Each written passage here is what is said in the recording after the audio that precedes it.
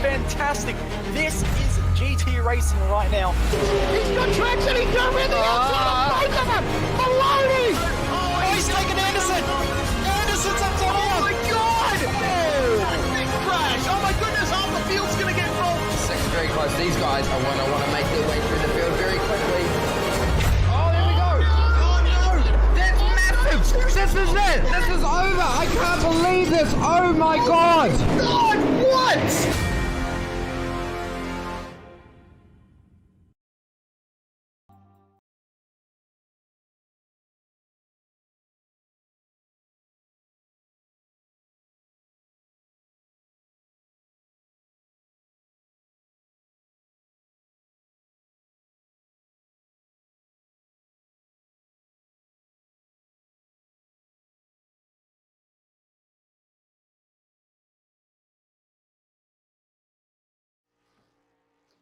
Let's get that blood boiling on those short track tempers flaring as we do battle at the last great Coliseum.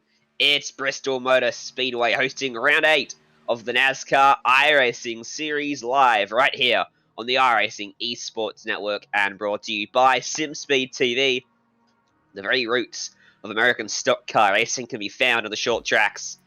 They are the true breeding ground for NASCAR's future stars, and they breed a style of racing that is not only fun to watch, but a catalyst for drama. Take a good look at your cars, fellas, because they're not going to come back without a scratch. If they do, you weren't trying hard enough. Commentary for tonight, as always, myself, Ryan Jones, and a pleasure to have Justin Prince back alongside of me today. Behind the scenes is, of course, Jay Kennedy as well. Justin, this race is going to be wild. We have to expect cautions, controversy, and drama. It's all part of the course when we come to Bristol. It's such a very difficult track here at this circuit, Ryan, because it's a track known for its attrition, its difficulty to pass, and mind you, its chances of big ones, especially on cold tires. Today's going to be a very interesting race here on this half-mile circuit, 0.8 kilometers the distance of this racetrack, because these competitors, it's going to be important to start up towards the front, I think, Ryan, because 250 laps, yes. It's going to be important, though, based on what has been seen in the past here at Bristol, to make sure you don't lose your track position all night. Most certainly. Other issue is, though, with Bristol being a half-mile racetrack and 37 cars on it, Justin, is lap traffic is going to play a factor today. And when you catch a group of cars as the race leader who are running side by side, fighting for their own position, and don't forget, there's no blue flags in NASCAR, it's easy to lose a lot of time and even the lead of the race from it. So even when you have that track position, you don't really have it. Yeah, exactly. So it's very important to make sure you keep your car clean throughout the night. Yes, there's going to be a lot of bumps and scrapes as the night continues, but the cleaner the car, the more speed you'll have likely for the checker flag this evening. It's going to be interesting to see how these drivers approach this racetrack tonight, Ryan. Certainly is, and the racetrack itself, well, we often see a few different lines being taken at Bristol. In real life, they put down the PJ1 compound on the bottom of the racetrack to increase the viability of that line. Here in iRacing, don't have it down, not yet, at least anyway. The top of the racetrack is king and paramount this week from what we've seen, which means passing is going to be difficult. As soon as you get down to the bottom, if you don't complete that move straight away, you're going to get stuck down there. And if there's a whole host of cars lined up behind, very easy to get shuffled all the way to the back. Absolutely. It's very important to take calculated decisions when it comes to your passes tonight, because just running the bottom can lose you a couple tenths on the short run alone. It used to be the line that you used to save tires. Now it's the line where if you are stuck down on it in a train of cars with them behind you, you're likely going to lose all the positions because you have to let off the gas so much to make sure you don't drift up into that top line. So I can see a lot of these competitors tonight trying to force their other drivers here to the bottom, or if they see any mistake, try to capitalize it, go for the slide job immediately to the apex, and going from there. Qualifying is just wrapping up now for this session. Top split of Friday night, 9 p.m. Eastern time slot for this series. Been fantastic every single week. It never fails to disappoint. There's been drama. There's been controversy. It's going to get crazy today. This is how they'll line up for the start of 250 laps at Bristol. Harrison Lyon to put it on pole. Malik Gray starts from second. PJ Sturgis and Will Norton line up off row 2. Then comes Ryan Doucette and James Wenzel, 5th and 6th. JD Willis and Jake Matheson off row 4. Seth Knoll, Garrett Maines running out the 10. Lakewood starts at 11 tonight after a 14.635 in qualifying. He'll start alongside Max J. Cookson. Joshua Campbell starts off in row number 7 alongside Caden Honeycutt. Robert Miller and Patrick Moose start in row 8 with Adam Jocelyn and Justin Levine in row 9. Rounding up the top 20, 2 teammates, Michael Jeans, Austin Yarborough. Wesley Pistol, 21st. Colin Keister alongside Jordy Lopez Jr. and Brennan McKissick. Off road 12, Michael Guest and Devin Morgan, 25th, 26th. Jose Solis Jr. and Timu Toika from row 14. Justin Patello, Chris James starting in the back end of the top 30. Rest of the field, Tanner Love looking to avenge what could have been last week at Texas in this broadcast at that track. He'll start deep in the field 31st, Jared Mogart 32nd, Kyle Crump 33rd, Pedro Miga 34th, Josh Downing and Kevin Morin Jr. round out the 36 drivers set to attack Bristol.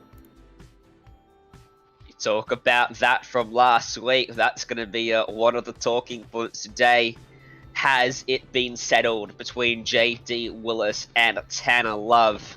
We saw the drama with about 30 to go, with Willis turning him from the lead of the race. We'll see whether Love's got anything to say about that today. Race conditions for these drivers, it's 42 degrees out on the racetrack. It's 2 p.m. for the green flag time in sim time. As we've said, 250 laps ahead of us.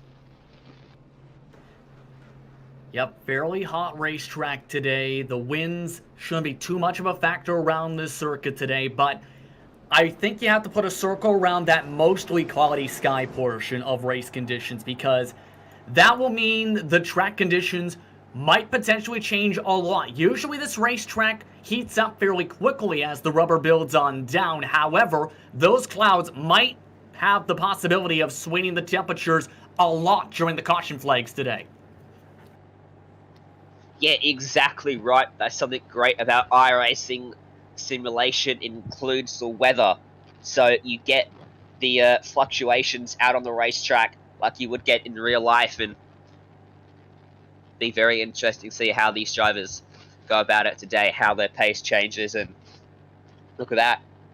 A great front row we've got for us. Harrison Lyon, he's been fast. Almost every race we've seen a Malik Gray starting second. And Malik has been involved with helping Kyle Busch get accustomed to iRacing, hasn't he? And he's running the Rowdy Energy paint scheme and livery as well. So it'd be fantastic to see how Malik goes. I wonder if Kyle's out there watching and seeing how he goes. Will Norton and PJ Sturgis behind.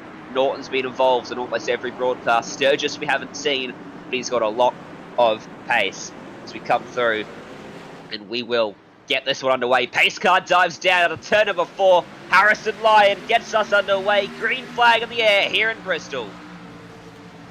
And a good start, and Lyon doing immediately what he needs to do. Get up to that top side and protect that set line. Many of the drivers, though, if you start at the bottom, might go back.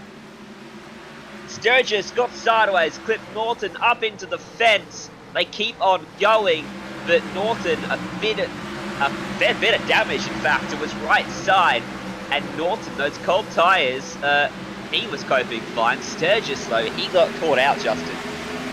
Yeah, he absolutely did. He tried to slide up a little in the middle line. You can potentially build up a bit of speed there, but now the damage is going to definitely hurt him a little bit down the straightaways. Not so much in the corners here, but already the top two have just taken off and run away because of all the fighting amongst this top 5.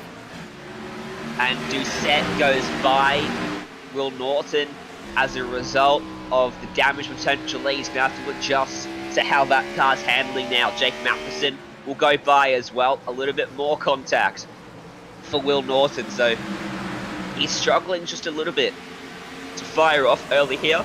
That damage probably not helping him, as everyone's still jostling for position, and this is short track racing at its best. You've got to find a way by. You can't get stuck down on that bottom side of the track. Very quickly, Harrison Lyon and Malik Gray are going to get to the back of this field. Yeah, already pulling away times we weren't expecting here too much. But you have to remember, those particular drivers involved with Coca-Cola teams. Ray, of course, in the race. Lyon as well with the race. Caution is out. That's an incident on the front straight, or the back straightaway. Adam Jocelyn's gone around. Not actually much damage to his car. I think we've got a crash here from a spin where he's just about managed to keep it off the fence. So, caution comes out for the first time. 8 laps into this race. We'll take a look at your modem simulation replay. Up against the fence, almost 3 wide, gets hit, goes for a big rotation, and does a great job to avoid the fence. And some of the drivers back there are lucky they didn't get involved there with the DeFossi Racing Machine turnaround. They're just had a bad deflection off the wall, overcooked the corner apex, came back down right across the nose, and many other competitors are lucky they didn't have any damage involved in that one. But this brings us to a good point here for the first time today, Ryan. Remember, these drivers have to go the full length of the pit lane under caution. Yeah, almost half a mile doing the very slow pit lane speed, which is very frustrating as a driver when you just want to pin that throttle. And there's no speed limiters, of course, in a stock car. You've got to hold it. If you put it in second gear, the green lights will come on when you're doing exactly the speed limit. So you have got that visual guide for you, but it's all down to your throttle control. These drivers are all very good at their control with the throttle. Being in this top split, Seth Knowles opted to stay out on the racetrack as everyone else comes down. Garrett Maines, the first car off pit lane. 2 tyres, that's why. And a few drivers, Ryan, actually taking 2 tires as well. Honeycutt also taking 2 tires in that strategy call. And this is to be expected. We only ran about 10 laps or so. That's within the optimal window to try and make 2 tires work. Yes, you'll be tighter, but it gets you good track position. We did, however, of course, see 2 drivers stay out, the 20 of Knoll, as well as Austin Yarborough, as others electing to repair significant damage from some of their contact with the wall and sacrifice the track position early. Yeah, that looks like Will Norton there, and the Norton Racing Design machine, that front right, got destroyed by that contact up into the fence. It was relatively typical of a incident here at Bristol, but unfortunately, tore up that car quite a bit. So, Noel and Yarborough will be off the front row here on their old tyres, 10 or so laps on them, and Garrett Maines on 2, Lyon and Ray on 4 behind them. Let's see how it all unfolds here as we get ourselves back underway. Green flag back in the air once more, and a good jump there for Seth Knoll. Immediately trying to get to the top of the track, but Yarborough keeping his nose there and not able to go up top is Seth Knoll. Clears him there through 3 and 4. Contact behind. And Ray lucky to save it off of turn 4. That could have been a massive one, but he's not out of it yet. He's still gonna find a hole to get back up to the top line. There's not a lot of space to do so.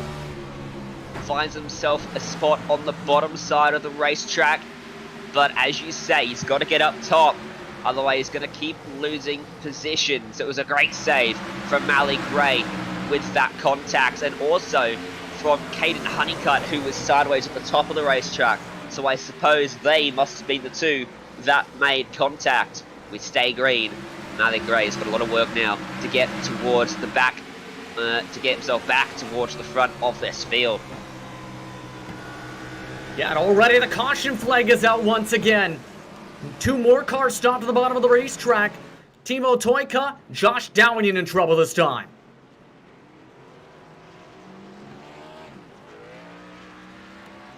And again, minimal damage to both cars. Take a look at the replay. Timo Toika always seems to be a fan favourite. What's going on for him?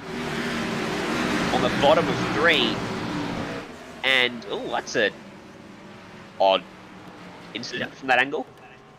Yeah, that's the bottom of 2 actually coming off the corner there specifically, but it just looked, this is something you can potentially do on the bottom of the racetrack. He had just clipped the apron, mind you, the lap before to heat up the tires a little bit, but because he tried to get the bottom to work, you see that little bobble? His car set up to be a bit loose on that line, too loose for him, and 35 has nothing to do but stop to avoid significant damage. Great job there to avoid making the contact. Malik Ray's come down into pits to get some fresh boots. He'll have to go in for his big old slide around the corner. He'll have to cycle all the way to the back of the field. Will Norton gets the lucky dog, will get back on the lead lap. Going a lap down at Bristol is less of an issue than it is at other tracks because of how often cautions come out, how frequently there's opportunities to get back a lap or so. We've seen drivers in real life come from multiple laps down to almost and even sometimes win the race. So going a lap down, not the be all and end all that it is on other tracks. Yeah, I agree with you on that notion, but here's the difficult part though when it comes to Bristol Motor Speedway because of how short this racetrack is in terms of size and how quick the pace laps are, about 45 seconds at the very most. If you get major damage here, Ryan, you're not going to have too much time to get it repaired. Maybe 30, 40 seconds, give or take, each and every caution flag. So it's something where if you've got damage, Do you risk going a lap down or multiple laps down to fix all of it and make sure you have as quick as a car as you can? Or do you fix it every single caution flag? That's one of the things you have to weigh as a driver. Yeah, I think it depends on where the damage is. If you've got stuff flapping about at the front of your car, you're going to be worried about the engine performance of your machine. You're going to want to get it all repaired. But if you just got damage to the right or the left or to the back of the car, go back out there, because damage on a short track and at Bristol is not as disastrous as, say, Michigan, where it's a massive 2-mile racetrack at high speed, where aero downforce are king. On this track, it's more about the driver than anything. Having a clean car definitely helps.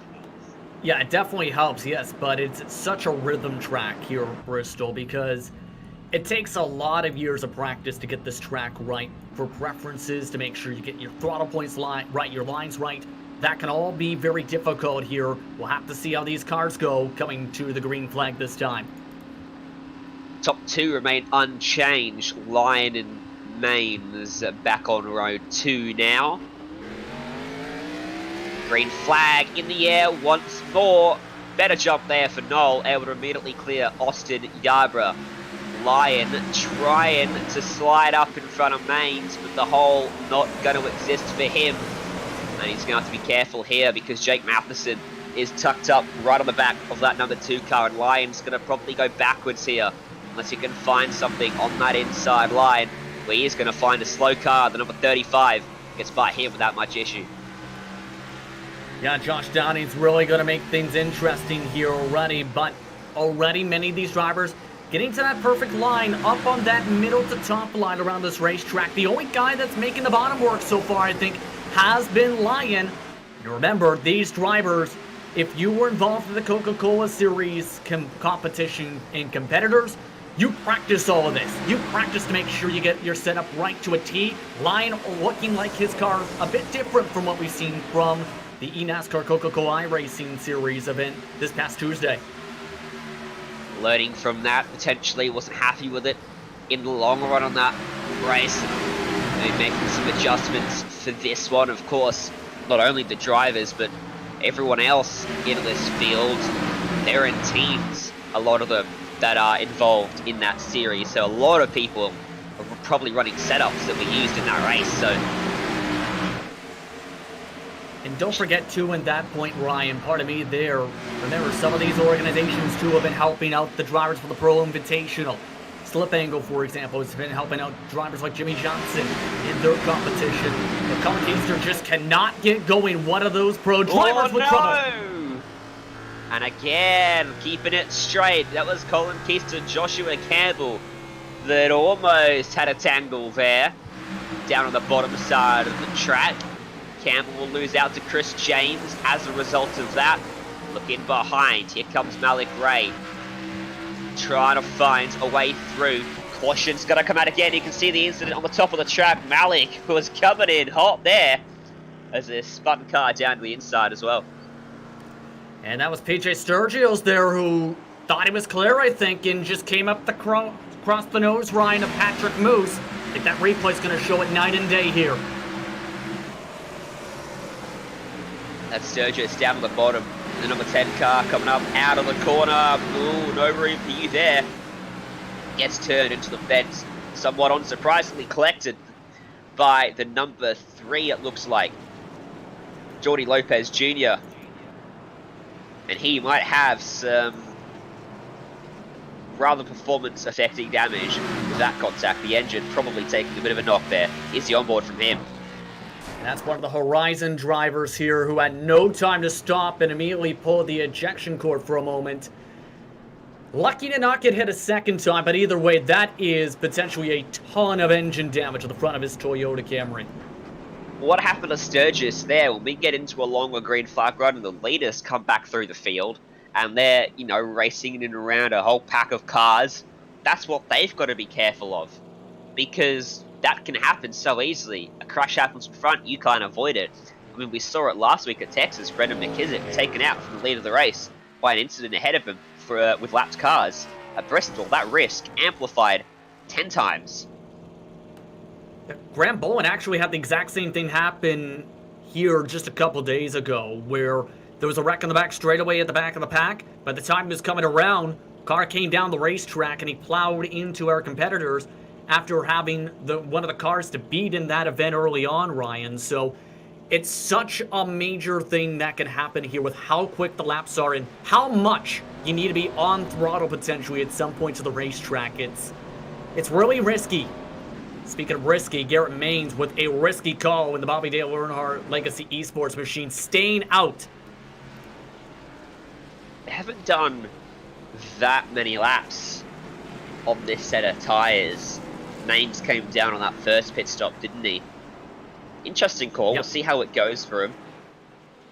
Track position is going to be really important. Austin Yarborough looks like he has got himself a speeding penalty. He's having to cycle all the way to the rear of this field down there on the apron, so disappointing for him. Luckily, it is lap 33 of 250, so plenty of time for him to still make his way back through the field here. Yeah, indeed, especially with some of the drivers of the back part of the field. As long as he keeps the car clean, it's going to be, I think, okay for Yarborough and his spotter, Dustin Johnson. But I'm curious again to see how Garrett Maines does here. He does have a development deal, mind you, with Richmond Raceway Esports, a part of their esports development program. Him and Raja Karuf, the first two members of that program, Ryan, in the past couple weeks or so. Well, I did not know that, but that is fantastic news for Garrett there and for the other driver involved. Sorry, I didn't quite catch his name. Roger Karuf. Roger Karuf, yeah. Fantastic for both Garrett and Roger, which is, that's a gateway for them potentially into a Coca-Cola Series with that team potentially, and even into other events. Who knows where it can lead, but both those drivers very fast. We've seen Garrett week in, week out, running this time slot. He's always been at the front. Incidents have put him back sometimes, but he's got pace. He's back up front again. What can he do with it? Green flag. Good launch for him, bad launch for some of the others. The 12 machine really spun the tires. That was Wenzel, who really held out the bottom line. Everyone else, though, busy fighting for second position, including some of the teammates. Doucette on the bottom of the track. Seth Knoll up top. Matheson right in behind on that number 20. Nowhere for him to go as Doucette almost up into the side there of Seth Knoll. Got to be careful on the bottom that you don't drift up, as Caden Honeycutt went for a bit of a drift coming off the corner there, just in the background, lost the rear end, now finds himself stuck on the bottom. Doucette finds a hole up top as Cookson goes on by Honeycutt. Yeah, and a smart move there for Caden Honeycutt to get his way to the top, but trouble again for Ray, again to the bottom. That car not liking the setup. Something for Ray. That's the second time we've seen that issue, and he's not a driver you often expect to make mistakes, as Tanner Love is working his way through the field. He's back in up to 23rd now for starting, way back in the 30s for this one, so slowly making progress in that car. We'll see what happens when he gets to JD Willis in this one. I'm very curious with some of these backups here, as JD Willis is still in the 10th position. But Willis quietly having a decent run so far for the Nexus Esports machine. Just has to be patient here. Everybody's trying to stay up on this top side, waiting for one slip up, one difference in setup to allow them to get a run into the corner. Nobody's risking it quite yet outside of Malik Ray inside this top 20. That's Austin Yarborough that is side by side with Yarborough as well. A fast car back in the field because of a speeding penalty in his case. So they both have a lot of pace. If they work together, they probably find their way forward. But at the moment, they're hampering each other, stuck side by side. And finally, Yarborough's going to clear Malik. Because look at that, great move in front. Joshua Campbell getting to the outside of Robert Miller. He just wasn't quite able to keep the car there, though. Yeah, Malik Ray, I think, is going to have a problem here because Joshua Campbell is really on edge, it seems, in the bottom. Finally able to find the hole he's been waiting for. Problem is, no. He's now got a fellow Coca-Cola driver, Colin Keister, beside as the lead is up for grabs. Side by side up front, Seth Knoll trying to take it away from Garrett Maines on the bottom side of the racetrack. Can he find the speed down low, out of the corner? The run will come for Mains. They could be stuck in lockstep here for quite a few laps. Just behind is Jake Matheson in third. Noel almost clearing him down on the bottom of the track. That's the fresh tyre advantage. It's Mains almost up into the fence. Noel back to the lead. Yeah, and Main's looking like he's starting to get tight. That's why these drivers are able to get around him on the bottom side. Mains has to let this car roll a little extra bit more, and that's even with the tire differential. That's opening up the possibilities for everybody else, and now a majority of the Nexus cars starting to move to Lewis Cookson. Doucette got a little hit from the left rear from Cookson. They both went for a slide that seemed to go for an eternity. They both held it. Checked up a lot of guys though. Harrison Lyon now on the bottom, and Justin Levine, Devin Morgan making a bit of nose-to-tail contact back there too. Whole host of cars all fighting in what is really the battle for the lead of the race here. Yeah, all fighting for good positioning on the racetrack at this point. And mind you, remember, Garrett Mains is starting to slide at the start of this group and pushing on back in the field. You're going to get a little more slack if you have a teammate around you. And the caution again is out. Third one of the day. That's Tanner Love, stationary on the track, stranded in the middle. Gets himself going again. That rear bumper, non-existent on that car. Now, if the damage model is accurate, that shouldn't be an issue because we saw that for, who was it? Kyle Busch, a year or two ago at Bristol. He drove right back through the field. Believe it or not, I've seen some drivers have that work, but here's what doesn't work. Hitting the outside wall off the corner. That time, Love, he just went almost straight like he misjudged the corner exit and just ended up pinballing across everybody else. He ends up getting the worst of it, I think, here. Is see right here, just he seems to straighten up right here instead of completely straight and taps the wall. Yeah. Looks like a misjudgment on his part. Essentially a lack of concentration. But in the end, he finds himself getting ping-ponged back and forth and sideways on the track. So, race leaders will come down onto pit road. Doubt anyone will take a gamble. That was almost the longest run we've had into this race so far. Everyone diving down into the lane. And this is a situation where you have to take 4 tires and fuel at this point with how many laps have been on the board. They're still outside the fuel window, remember, Ryan. The most amount of fuel these drivers were projected to go for in the pro race, about 140-ish. You can maybe push it to 150, but you don't want to risk it if you're many of these drivers. Yeah, 100%. They're still not in the fuel range if we, somehow went green to the end of the race. Every little bit of fuel helps. Every bit of tyre grip helps. We saw that with Garrett Mains. He wasn't able to hold off Seth Knoll or, in fact, Matheson, and he was on the top side of the track, the good side of the track. So, fresh tyres are very important as the race off pit road is very tight. Seth Knoll wins it by about a bumper over Matheson.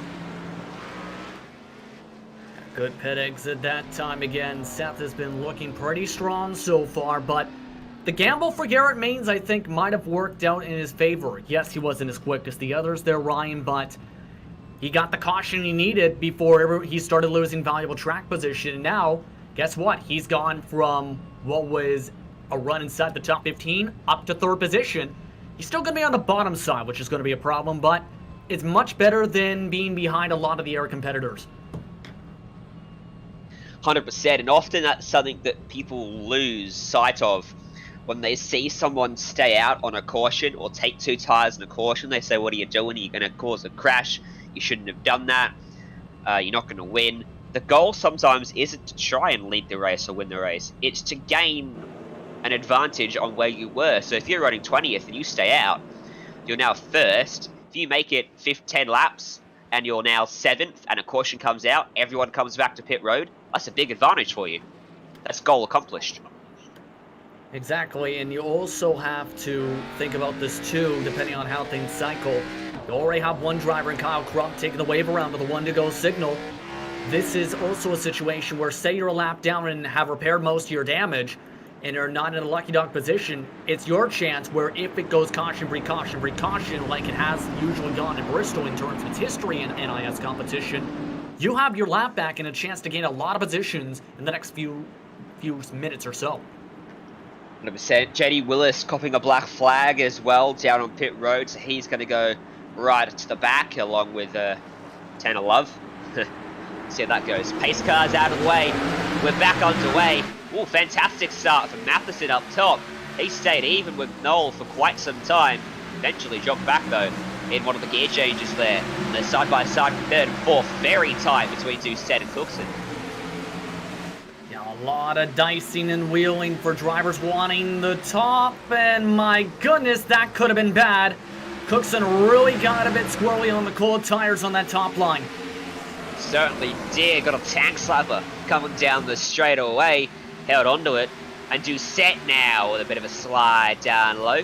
He will go backwards. Devin Morgan will round him up around the top side. Caden Honeycutt in line as well. If Doucette tucks in behind Honeycutt, he's got room to go up top, and that's exactly what he is going to do, slotting in front of Justin Levine. And these drivers are just, I think, trying to settle themselves into a decent rhythm, get into the top line, then focus on trying to make moves after that. Wenzel, he's now in a situation where he's got to find the top line. Jose Salas might give it to him. I don't think Wenzel realizes what's going on here. Take a look at this in comparison to everybody else around him in this field at this point, Phil. Some of these drivers are slowly trying to rubber in the bottom line, it seems here, Ryan. Yeah, I think you're right. They are trying to get that bottom to work, and if they can get it working and rub it in by the end of the race, we'll see a fantastic fight for the lead if we get a late caution, because you'll be able to run side by side and be pretty even down there on the low side. So some of the more experienced drivers trying to make it happen at the moment. Yeah, and here's the thing to think about that. If you can get the middle to bottom line to work as a setup builder, that's such a major advantage, because in the past few years at Bristol, drivers and organizations have aimed for that because you can save tires better, Ryan, on that line. You ride all the way on the top line the whole way around, you end up burning the right front. That's why some drivers are going to try this line here throughout the day, I think, here, and see if they can get it to work like it did with the higher downforce package in last year. And of course, new package for this year for the short tracks. More power, less downforce.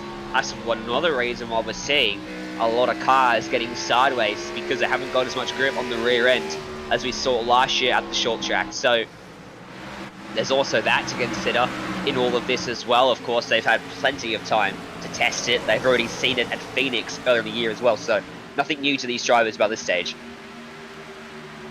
Yeah, dirty air is still a major factor a bit on the short tracks, yes, but also when it comes to Bristol, the bottom line isn't as good as it was before. It might work for a few laps for a lot of these competitors. We're seeing this here with some of these drivers already.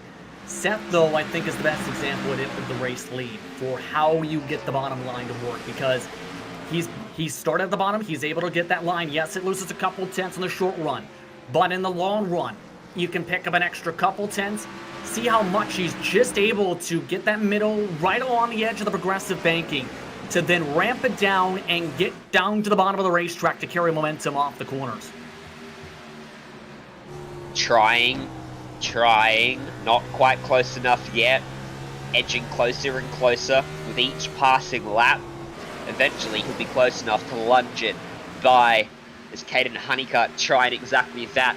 Further afield, back in 7th place, all over the back of Devin Morgan in front. Max Cookson just off the front nose of Morgan's car. Honeycutt almost up into the fence there, right in behind Morgan. Very hard to see the right hand side of the racetrack when you're tucked right up behind someone's rear spoiler.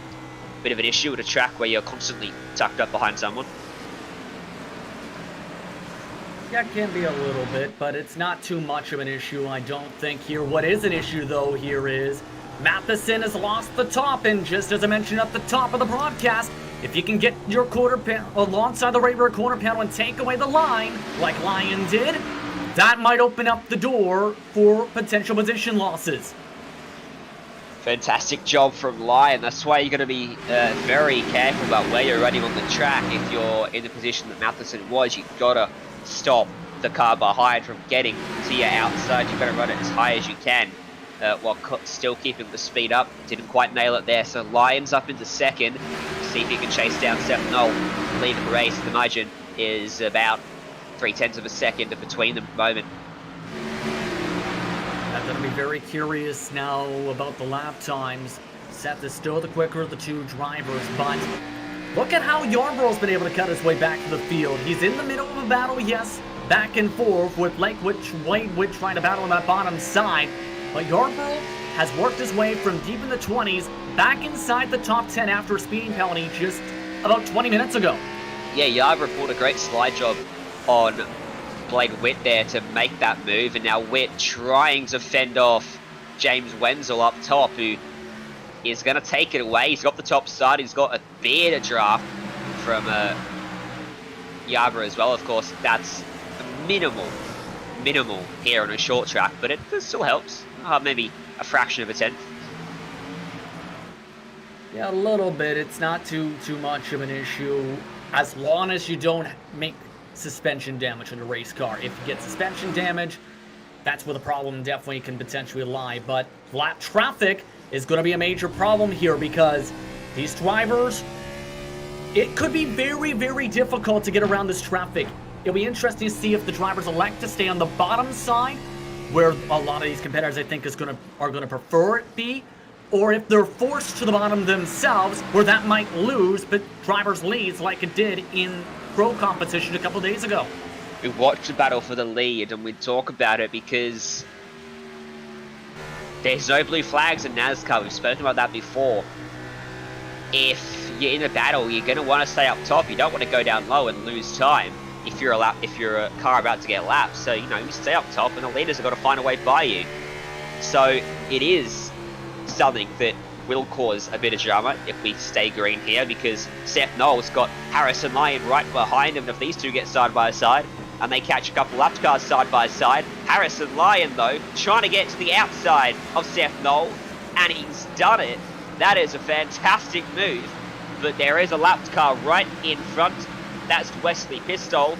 Seth Knoll's going to just tuck back in line as they make their way by the first lapped car of the day. And that worked out perfectly for Line, I think, in that situation, to just make the move before you reach the lap traffic. Know you've got a quicker car by about half a tenth of a second or more, and just make the move. Then, you can see right here, the lap traffic's working exactly how we hope. He has one driver choose the high side, has an error choose the bottom side, and now the rest of his competitors don't know where they need to go. Yeah, and Seth Knoll, or rather Matheson, caught Knoll by quite some margin when he was trying to get by Wesley Pistol. He finally got around him, but he certainly closed in that margin up there. And that's just two cars that they navigated. Right up in front of them is a pack of 4 drivers that are all battling away. So it's only going to get tougher. Caution's out, though, not going to be an issue. That is James Wenzel, who's run into dramas, damage to that car. Robert Miller involved as well. And that was craziness in that portion of the field. 8th on back.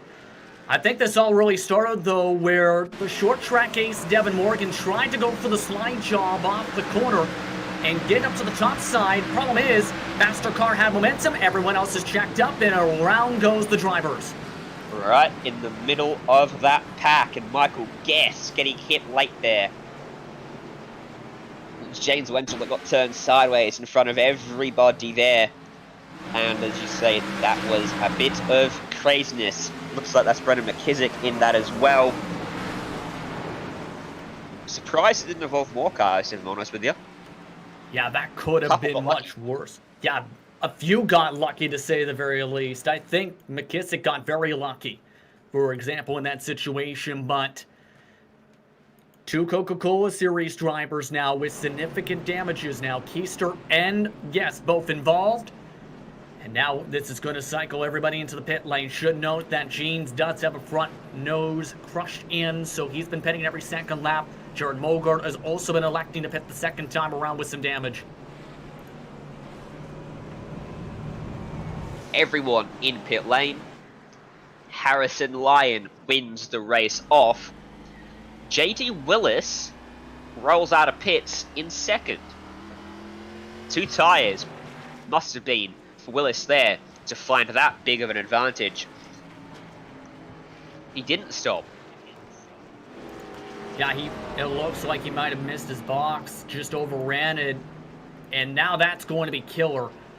If I was Willis, I'd come down this time by, because if he stays on these old tires, it might be disaster for him because of how tricky it is to make restarts on old tires.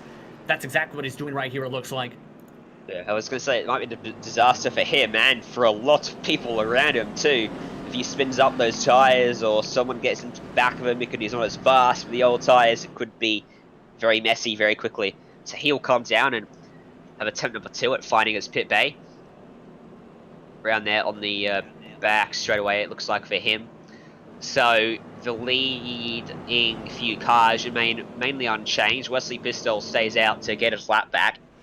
And then Lyon will have Matheson in second, and then Doucette and Maines. Where's Seth Knoll gone back to? He stayed a full lap in to get damage repair, and this is going to actually bring the delayed green because he's still going to let some wave around cars go who are coming out of the pit lane. But I think he might have damaged his right front fender a little bit in that green flag run. Elected to get all of it repaired, and then I think he didn't realize that the pace car was going to already pass him at that point and got the rest of it fixed on that right front. He's now all the way back in 31st, second car a lap down. Yeah, well, he's got to find his way by Patrick Moose, who is the lucky dog car at the moment. Of course, the lucky dog are being given to the first car a lap down, and they get a free wave around on the field. When the caution comes out, as long as they're not involved in the incident. So that's a fight we'll see plenty of as this race goes on, as more people go a lap down, as lights go out once again on the pace car. We will go back green this lap with Lyon and Matheson, your 2 guys on the front row for this one. This is going to be fairly competitive here, I think. Lyon in a great situation, try and get the good launch, but he is surrounded by a decent chunk of Nexus cars that are scattered throughout this top 10. We'll see how it plays out then, as we get ourselves back underway. The last great caller, see him at a great jump from Harrison Lyon. Jumps out to the lead of the race very easily. Matheson will retain second as Maines and Doucette do battle here for third on the racetrack. Honeycutt and Cookson side by side behind them as well. 3 wide further back in the field for a moment there as someone going backwards from the bottom side of the track. It's Jose Solms Jr. stuck at the bottom of the car around. That looks like Norton that might have gone around. Certainly a similar livery. And it is Will Norton who has big damage to the front of that car. I don't think he's going to be too happy with Chris James off this corner exit. Keep an eye, because James not only didn't go up to the wall, he actually bobbled even more down to the middle of the racetrack. Right here, elects to keep it more in the middle, bobbles down and hits his right front. Away goes Norton and away goes the front bumper. Yeah, big shame for Norton. See if we get a different angle of that or not. Because that was a very unfortunate thing for Norton there, but you have got to be careful of those sorts of things. As we go under caution once more, we'll go to a quick break here on the iRacing Esports Network. Don't go anywhere. We'll come right back for the restart here at Bristol.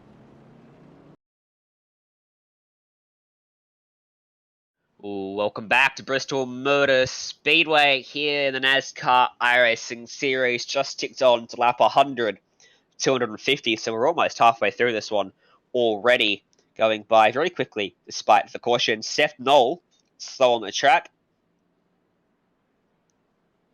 Gets himself back going.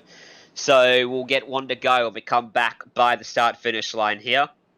No one pitted from the front few guys, so order remains unchanged.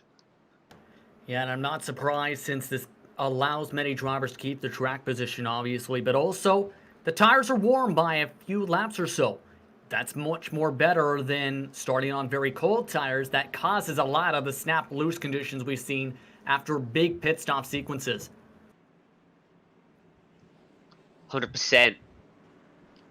Feel like we might be not far away from a long green flag run here as the drivers start to settle in the mid phase of this race. Let's see how we go as Harrison Lyon will jump on that throttle and get us back underway. Garrett Maines, a fantastic start from third place there.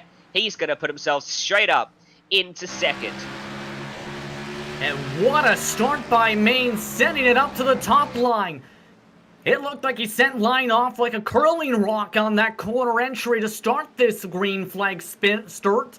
Now the question's going to be, though, can Garrett take advantage of it with everybody else fighting? Side by side, Doucette and Cookson.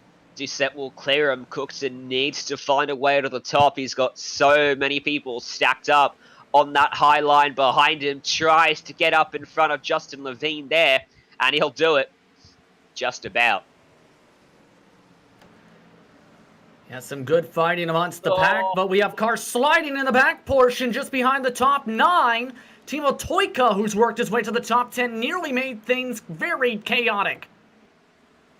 Colin Keister got a bit loose down the bottom as well, trying to avoid all of that. Toika's done a good job to get himself back up into 10th place after being involved in one of the earlier incidents.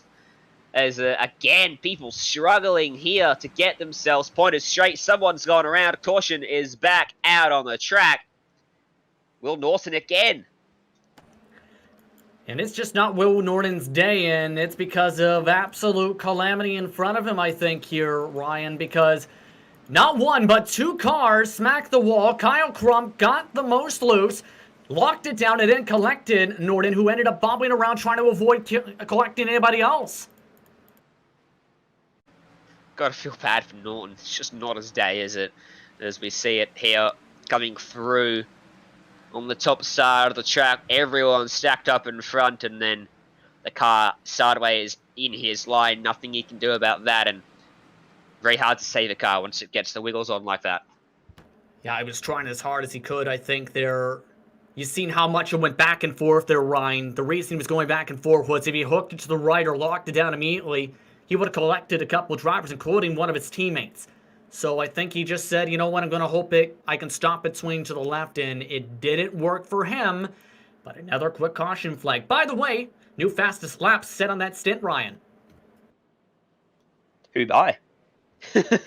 That was by Harrison Lyon, in fact, with a quick lap of a 14.794. Well,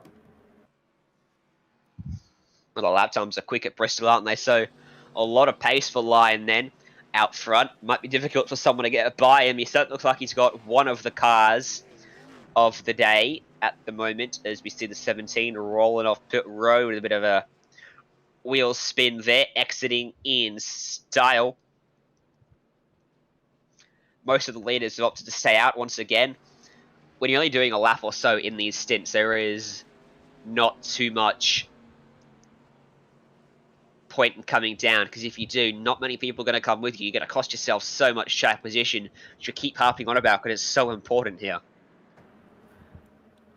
Yeah, that's why you see so many drivers try and hold on to that top line for tooth and nail. Yes, it can frustrate a lot of your competitors behind you trying to fight and knowing they might be a bit quicker, but the alternative is getting shuffled back to 15th position. So if you are up at the front, you're hoping to stay up at the front the entire day if you're drivers like Garrett Maines or anybody else throughout this field today.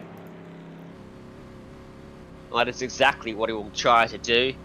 Whether it works for him, who knows? So many variables out there for these drivers, not only the people they're racing against, the people that are a lap down. Should we get a long enough green flag stint again, there's still 29 cars on the lead lap. Tanner Love and Will Norton, both 1 lap down. Norton done well to keep himself only 1 lap off the pace. And there's a few retirements from this one already. Michael Guest played with James Wenzel, PJ Sturgis, and Jordi Lopez Jr.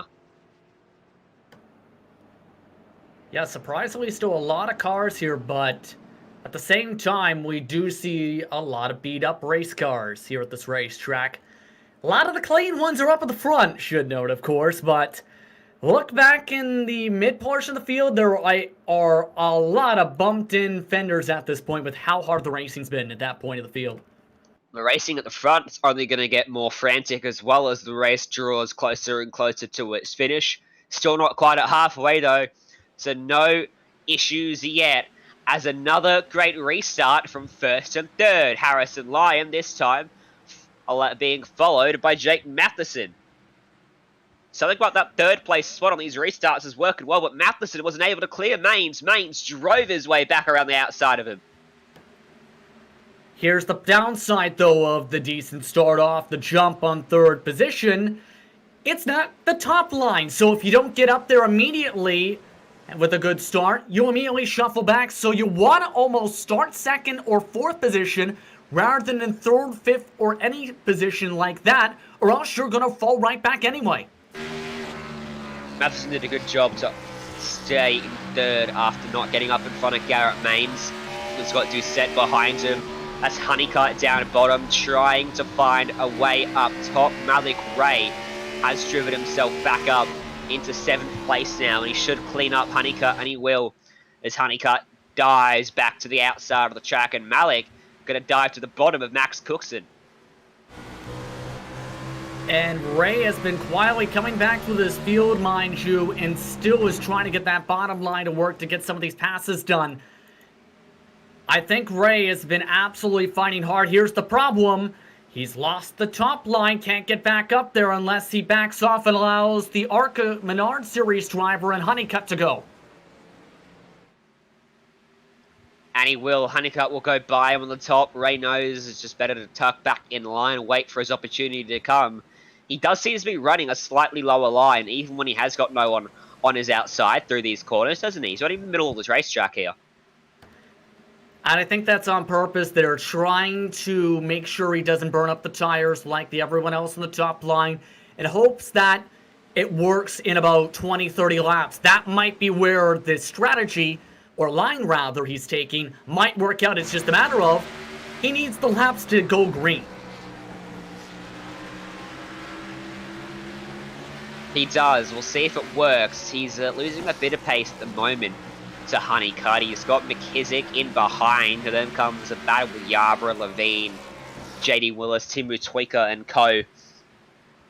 Everyone does seem to be a little bit more restrained off this restart, settling in here for a decent run it seems, which is good to see. Yeah, and this is what we were expecting though, Ryan, was eventually after about 50, 100 laps, we get this calm, cool, collected green flag run here to try and set the tempo, and then there was the chance of things... Oh no, Cookson goes around, turned by Honeycutt in the end. Cookson, he got a bit loose up on the top of the racetrack, and as he tried to save it, he just drifted into the front right of Honeycutt. Around he goes. Yeah, Cookson actually, I think, tapped the wall a little bit and then just lost the back end coming off of turn 4. It just went right across Honeycutt's nose. You'll see it right here on the modem simulation replay where that, like right here, he just loses the back grip and no time for Honeycutt to react.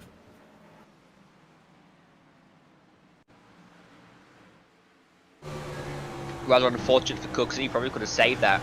Didn't have a car that was outside, but Definitely. he did. To his inside even. Unfortunate. And the real issue there is we started talking about settling in for a green flag run, so they went and wrecked. Put the cursor on there, Justin. Welcome to iRacing. All I can really say here, but here's the bright side. If you pit now, you can make it on field to the end. And everyone is gonna know that, and they're gonna come into pit lane, led by Lyon, Maines, and Matheson. Everyone filters down into pit lane at a measly 56 kilometers an hour. Doing the whole pit lane at Bristol now. See if there's any changes down on pit roads as we look for the race off pit road in a moment's time. You expect everyone to take 4 tyres here, especially with the possibility of going to the end on this stint here. So, wouldn't expect any 2-tyre gambles, but you never know. Not this early, not this early. Maybe at under 40 laps to go, we start seeing more of those gambles again, or if we keep seeing short runs. But if you're coming down, you're taking 4 fresh fuel goods and launching off the pit lane now. And top 2 remain unchanged to make that top 3, in fact. And that's just the advantage, Ryan, there of the first pit stall. You've seen Line just had to basically move 3-4 feet across the line. Boom, you come out as the race leader once again. Main's had a great pit stop sequence, mind you, too. And if Line was 1 pit stall back, that might have been a change in position alone there. Yeah, on the racetrack, it is very beneficial being number 1 here at Bristol. Some other tracks, you still got to get all the way back up to speed. It's not quite as an advantage, but Bristol, it's massive, and that is the difference there for Lion. Going to be very helpful in his quest to retain the lead of the race down on pit road, or even take the lead away down on pit road if he comes in second or third even, as we make our way past half race distance, under 125 laps to go now in this one. And that last run was, I believe, our longest run of the race. I'm expecting eventually, though, we see a 50-60 lap run, if we're lucky, to really set the tempo of this race and set things up. And that's where I'm curious to see who's got the best car on mid to long run, because the cars that are up in the front here, Ryan, are the cars who prioritize short run speed, and we're seeing that right now. Lots of Nexus cars that are always great at Bristol Motor Speedway. Some of the Bobby Dale Earnhardt Legacy Esports machines, they've worked away on short run speed up to the front. And a few others as well, having some good short run speed as well. I'm curious how many of these cars hold up in the long run. Well, Mother Gray, I think it's going to be one to watch. Let's see then as Lion checks up the field. Green flag comes out. Everyone bunched up off this restart, 2 by 2, the whole field down into 1 and 2. Yeah, that's a strategy. You might have hoped there might have been a little bit of wheel spin or a little bit of jumpage there. But here's the bright side to it. Stacks everybody up right into a battle. Yes, he's closer to the others, but they're too busy fighting each other to try and chase him down. McKissick stuck on the bottom of Ray here. No area for him to move up into as that car got way out sideways there coming off the corner. He held onto that very nicely, but Levine will sweep on by. He's struggling as McKissick at the moment. Yarborough right on by 2. That car definitely not built to run on the bottom side on corner exit. Needs bottom to top potentially to be able to get the best run. That might be why it's so loose down there compared to when he was bottom, entry apex off essentially around this racetrack. I think you're probably right. That car looking a lot better now that it's running its preferred line with no one side by side with him. Is speaking of preferred lines, I think the variation throughout the front 10 or so cars, everyone's got a slightly different line to take. Malik Ray probably the most notable difference, running halfway down the racetrack through most of the corners. It's right on board with Justin Levine looking at the back of that Rowdy Energy Camry. Yeah, and you can see just that little different line trying to ramp it down, dime in the corner, try and get a little extra bit of momentum off the corner. The problem is, though, Ray's just got nowhere to take any of the momentum, and it's not really working, and there's a checkup. Whew, boy. Yarborough will go around to the outside of Levine. That was a little bit close. McKissick behind him there. Levine loses out a bunch of time from that. No separation at the front. Lyon's not got away at all. Garrett Maines is right there with him, settling in for the long haul. Matheson, Doucette, Honeycutt, all there. Linus Stern, side by side, further back in the field, though.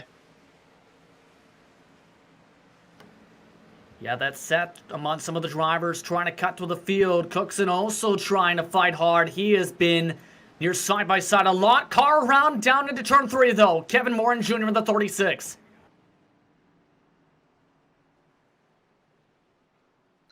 And that's Ken Morin Jr. that's gone around on the 36. Yeah, he just ended up hitting the wall down the back straightaway. just lost the focus off the corner exit and just bounced a couple times off the wall, endured love before he spun around and collected Michael Jeans, it looked like there. See, 1, 2, bang, 3, 4, car launched. Michael Jeans as well in that one, so we go back under caution. This is the onboard from Jeans. Up on the top of the racetrack, there's the car in front. Where do you go? Nowhere that he can go. And just nothing you can do there with how quick that car bounced from the top to the middle of the racetrack. But a lot of mixed calls here, and Honeycutt is dropping to the back of the field, it appears here. Interesting. Honeycutt will go backwards. You know what, Ryan? He hit the yellow cone. He tried to go out with many of the leaders since they tried to stay out on the racetrack, but instead, he went and had an unsafe pit entry. Look at this right here. A lot of the drivers are going. Then a fake there by Maines. And Honeycutt, the problem is, he was too late on the fake, went on the left side of the cone, hit it, and that's why he dropped back. So, penalty then for Honeycutt. And he has to go right on back in this one. Those are the things you've got to be aware of. You can't make those mistakes, and now he decides to come down a pit lane anyway. So, well, we'll see how it works out for Honeycutt. He's got James Wenzel down on pit road as well. So is JD Willis, Michael Jeans as well in pit lane. Unsurprising after the damage you got from that crash.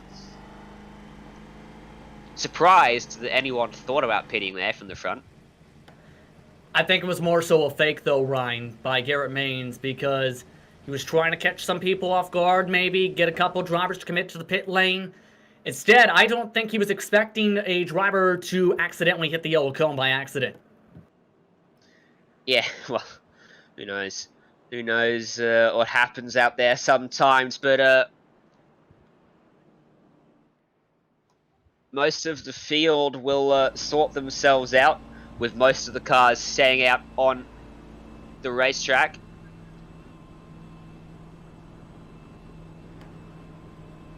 And this has been an interesting race. Mind you, too, the back half of the top 10 is all double-digit position gainers in this field. Levine plus 12, Yarbrough plus 13, Keister plus 14, McKissick plus 15, Toy Cup about plus 18. That is astounding, Ryan, even for Bristol. That is happening. What's been happening behind line. Yeah, he's done a fantastic job, Timu Toika, up there in 10th place. 9th place even now, driving his way back up through this field. As we get ourselves back underway once more, it's a bit of a more normal restart for the field there as Lyon jumps out to the race lead ahead of Garrett Maines. And more contact behind them. Morgan had a little bit of a bobble off of turn 2.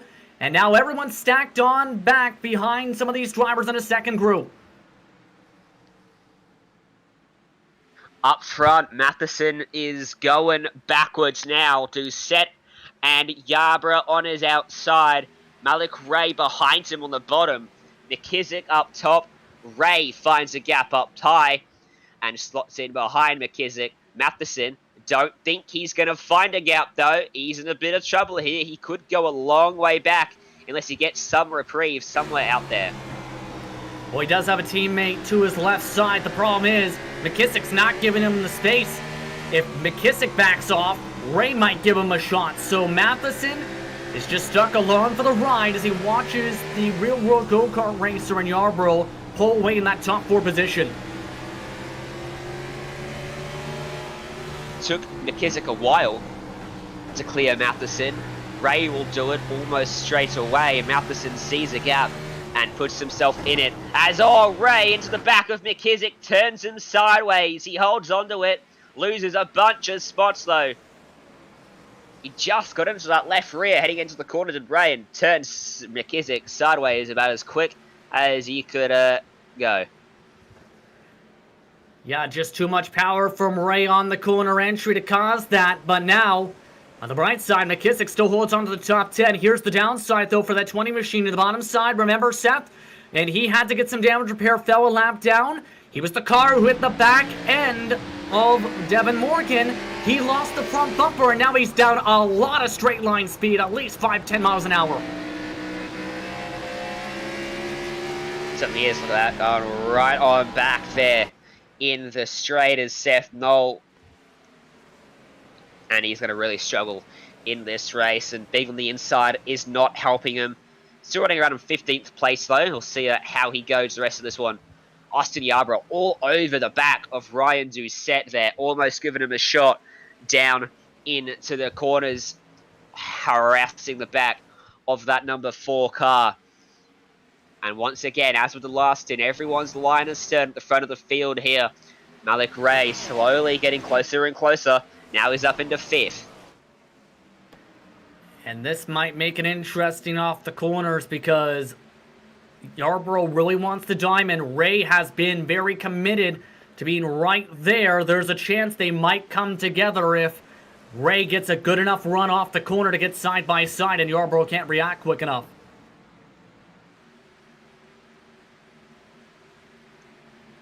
Be interesting to see what Malik does with his overtakes because he is running middle of the track.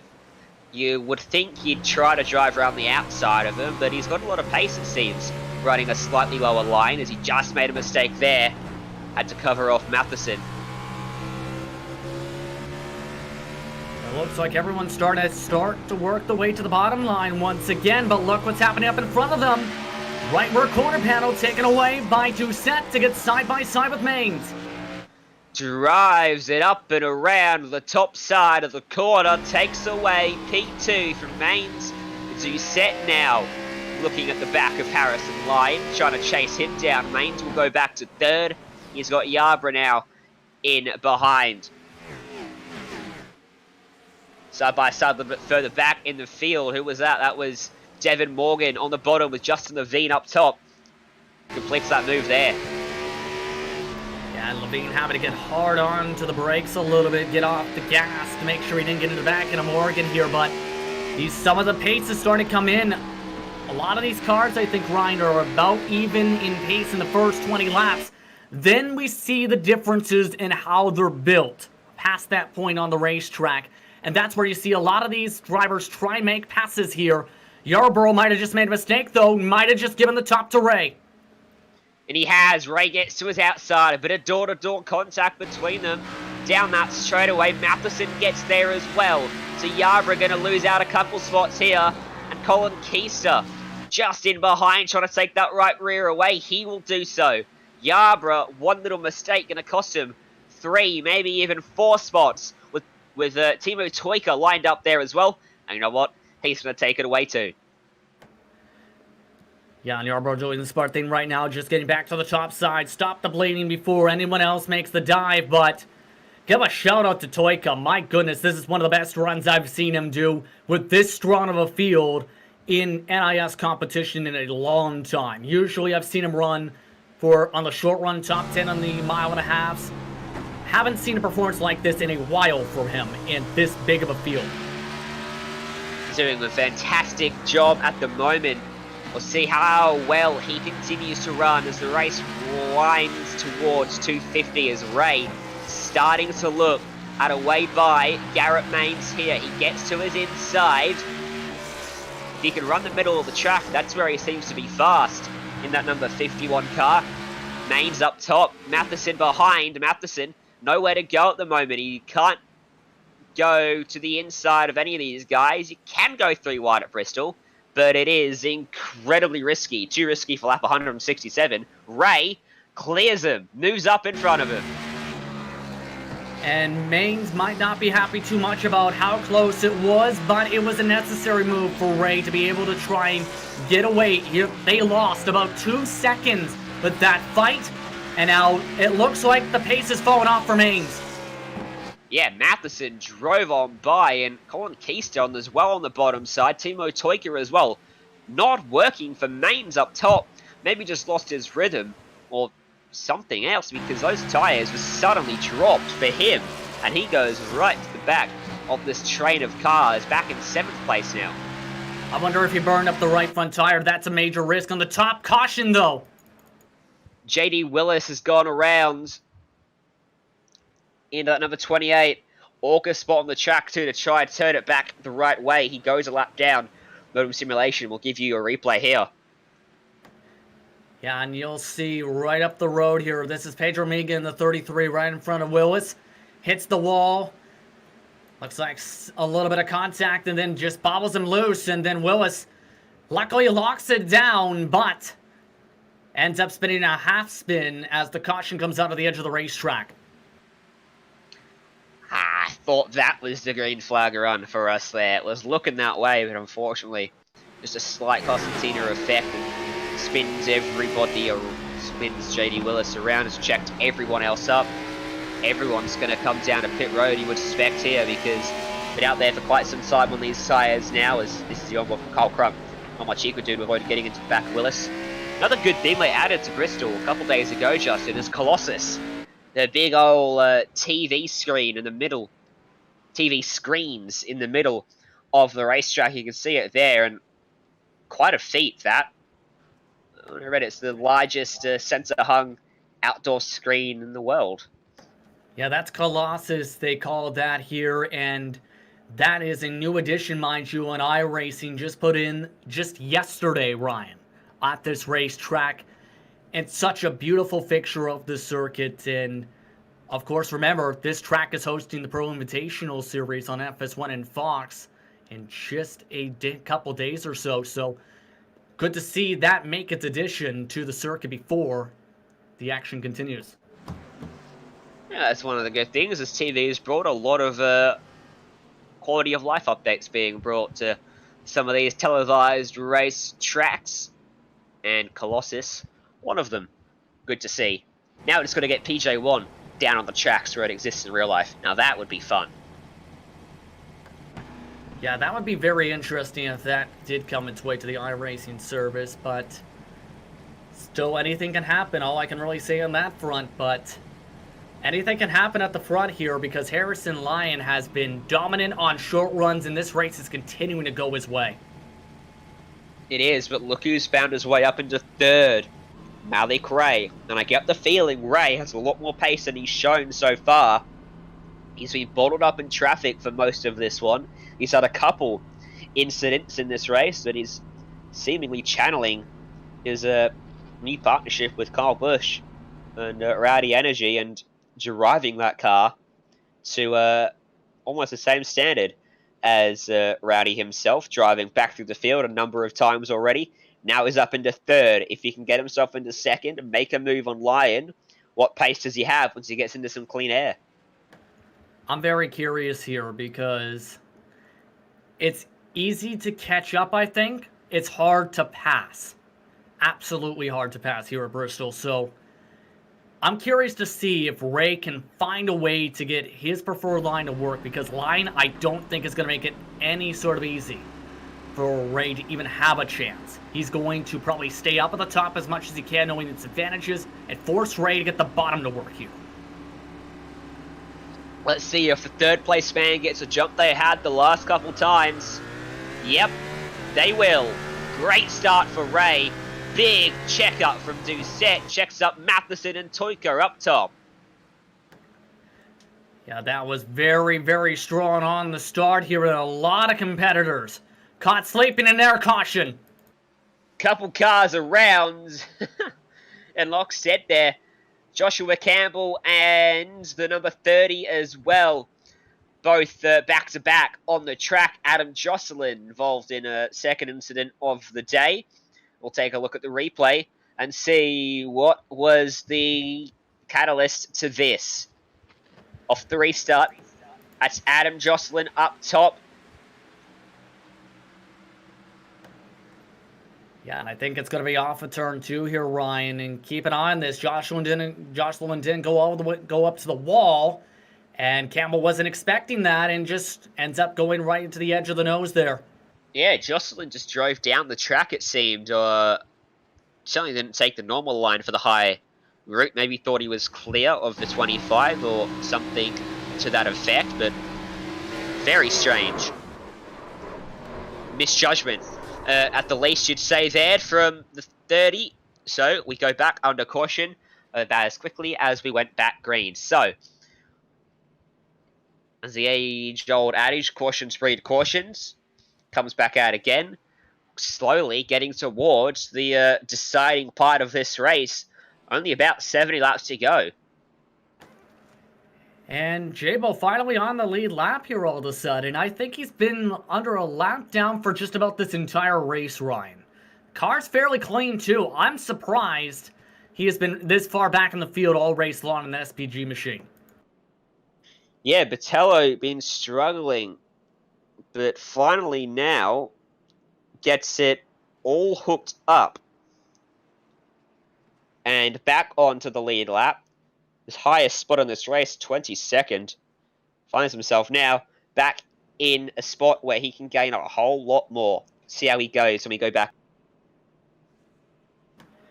Yeah, curious to see what the speed's going to be in his race car here, but that was a very intriguing start, though, because that really shuffled the top 5. Lion and Ray were in the perfect conditions there on that green flag. All of that late response just allowed a lot of the cars to shuffle position. A lot of the Nexus cars lost track position from that. Guys like Timo Toyota took absolute advantage of it.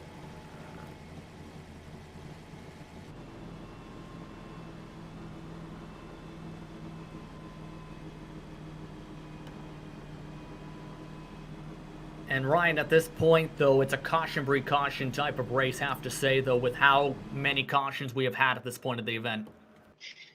Yeah, certainly been one of those races. I mean, we almost expected it coming into Bristol. It's very difficult to have a race that runs green, especially when it's an official race in iRacing. Even at this top split, I mean, there's so much varying levels of pace and practice time put in.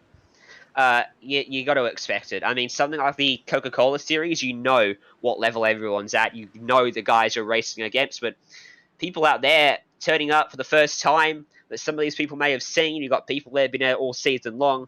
It's just one of those things. When you come official racing at Bristol, you do get some fantastic races. And it has been a fantastic race despite the cautions. It's going to continue when we get ourselves back underway. Lion gets us going. A good start from Malik up top. We do set. Not quite as good from third as we've seen others do so. He might have an opportunity to squeeze up to the top side of the racetrack there. And he does manage to get himself up top. Yeah, and everybody trying to go for a gold rush up to that line at this point. But again, that's been the tempo. Toyota now, the biggest dropper. And if I'm mains, you have to find a hole.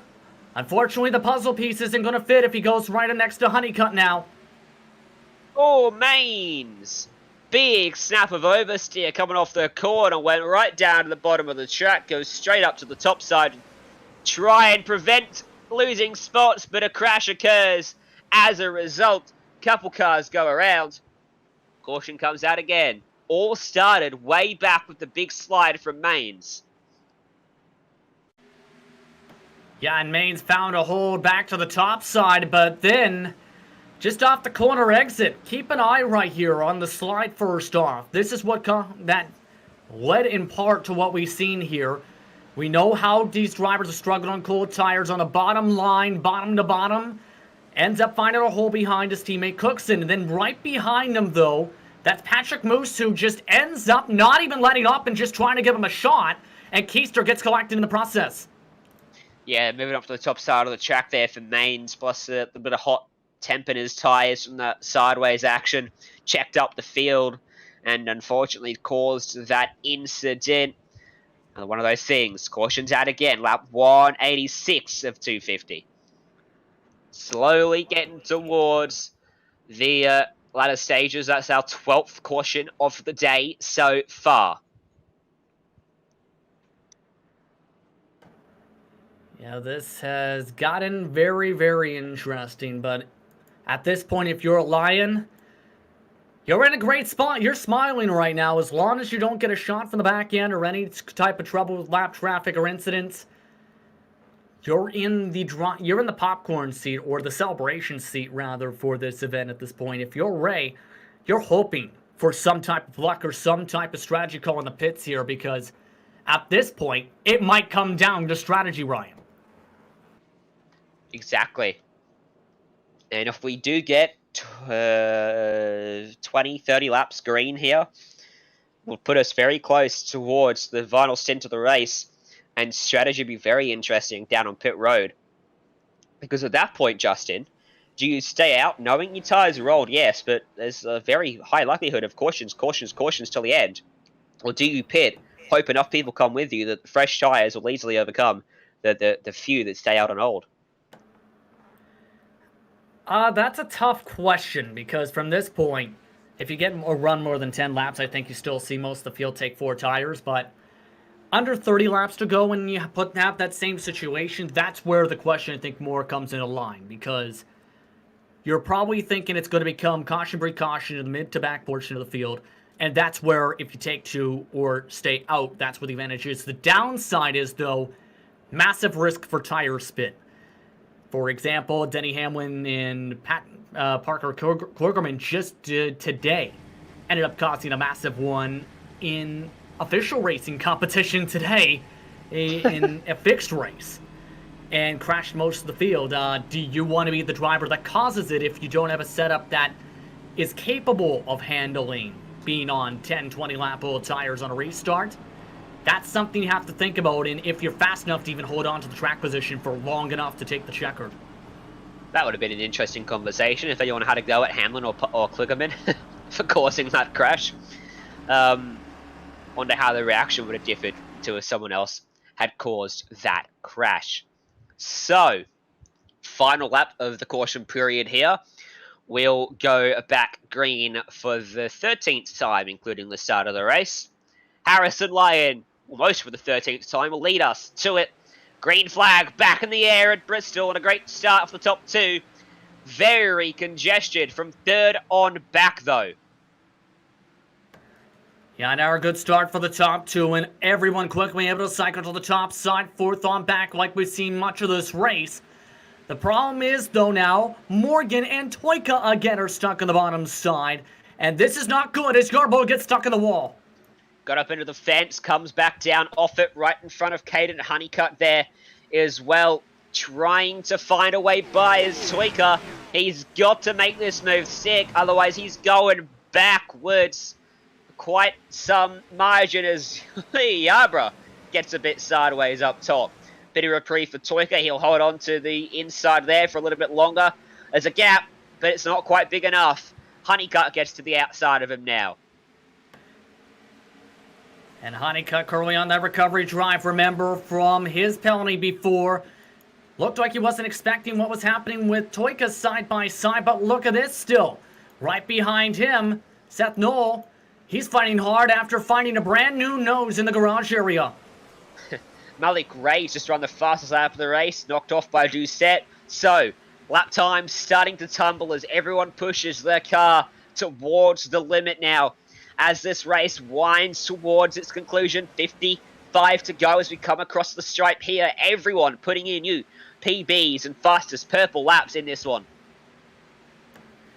Yeah, this is getting pretty intriguing. Again, we talked about this a little bit to see if Ray can find any way to get by Lyon. He's still committed to that middle to bottom line, which again might work out in the long run, but in the short term, he's sacrificing the time for now and hoping that he can reel back in line in about 5-10 minutes from now. Look at Yarbrough trying to get by, pulls a slide job on Devin Morgan, but Morgan comes right back at him on the bottom of the track. Will he try the slider up? Yeah, he's going to move right back up in front of Yarbrough. Yarbrough going to try to come back at him. Gets back to the inside. They switch once again. He can't quite clear Morgan there. Here comes Honeycutt, 3 wide. Down the front straight away. Honeycutt to the bottom. Takes the spot away from Yarbrough. But Morgan still the best slide up top.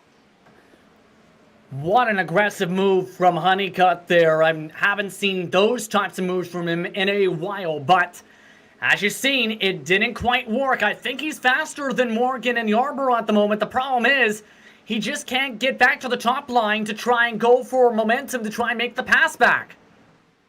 No, exactly right. Now he slots in behind Austin Yarbrough, right in front of Timo Toyota. He'll have to try again at this move. Yarbrough himself has got a lot more pace, it seems, than Devin Morgan. Morgan might have thrown a block there.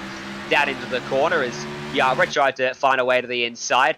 Fastest car lines up third in this line. Second fastest is second in line. Slowest is at the head of it, checking up a bunch of guys. Toyota and Garrett Maines behind as well.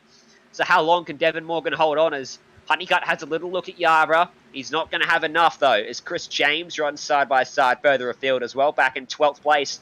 Now banked up 13th. Still stuck side by side, though, with Jabo on that bottom side. And the Genix racing cars have shown they've had good short run speed before at the short tracks. He's one of the best drivers in that organization. And again, he has that preferred top line. So I think for James, as long as he can try and get Jabo to let off the gas or try and pinch him down just a little bit off one of these corners, it might set him up that time, though, way too up the track. Honeycutt and Yarborough almost banging doors as well in their battle. Further up, just in front of these guys. Honeycutt's got a lot of pace on the bottom of the track. He just can't quite get himself clear of Yarborough. Half a car length ahead of him coming through there that time by. If he throws it in hard enough, he might be able to slide up in front of Yarborough. See if he goes for it here. Tries it, does it. And Toyota gets to the bottom of Yarborough, which is perfect for Honeycutt because it stops him from coming back at him. Yeah, I think at that point, Honeycutt is quicker right now than Yarborough and some of these other drivers. He's definitely quicker than Morgan. I think at this point, if you've got a much quicker car, the bottom line, you can make it work on a corner entry to corner apex because you're able to carry more speed all the way to the exit and more momentum, which is important with these race cars in 2020. But if you can't, you're going to have to dodge trouble. Great save from Devin Morgan, assisted a bit by the fence as he went sideways there. Will stay green. Honeycutt will go through. Yarborough now going to give another shot to the back of Morgan, who's getting beat up out there now as Toyka's on his inside. He's really struggling for pace, and oh, they wrecked behind. I think that was Garrett Maines, and it is. Yellow flag's out. And that is teammate-to-teammate scenario there, and that's going to lead to this discussion, I think, within that organization, but really, it just was caused by Yarborough there, Ryan, just tapping up against the outside wall. Unfortunately, his teammate Maines was right behind him as he tried to keep the car straight into the corner entry of 3. Yeah, and got into the fence, and yeah, really unfortunate for Maines. Very quick caution. He didn't actually get very... He didn't spin, did he? Just got a bit loose. Yeah, got it locked up just in time, and if you lock it up properly, you can have it swing from being sideways to back straight forward, and as long as you don't spin the tires, you can keep the momentum going. Remember, as long as you keep a minimal pit road or pace car speed, rather, in those types of scenarios, you get to keep your track position. If you spin around the whole way or come to a stop, that's where you have to let people go. 100%. So, everyone comes down into pits for some fresh boots, some fresh rubber. 38 to go. A few stayed out, but now they come down to pit lane. So the race off pit road should be won by Harrison Lyon if history proves to be true, and it is. Lyon, Ray, and comes Doucette in third. So the field basically has gotten into a decent rhythm, at least, with how the pit cycle is going. But now we're approaching that window we just talked about, Ryan, where if we get some short runs from here, that's where the strategy can go wide open. I expect a lot of drivers to potentially stay out at least for the next couple cautions if we get them. But I can see a lot of others who are, say, 15th or 10th, take 2 tires if they go and have a lot of cars pit, and then gain track position that way and hope there's another quick yellow and they keep the position and so forth. So how this race plays out is now up to the drivers. If they can keep it clean, this could be an exciting race to finish. If we have a caution-precaution scenario, it becomes a strategy game. Which is still exciting. And don't forget, we've got 3 green-white checkered attempts up our sleeves as well, should we need them. I have a feeling we might need one of them at least. Michael Jeans will get a waiver round 2. He stayed out to get that. He's currently a a single lap down, so he'll get back on the lead lap here. Next car a lap down, only car a lap down, then when we go back green is Kyle Crump, 10 laps adrift, 23 cars on the lead lap then.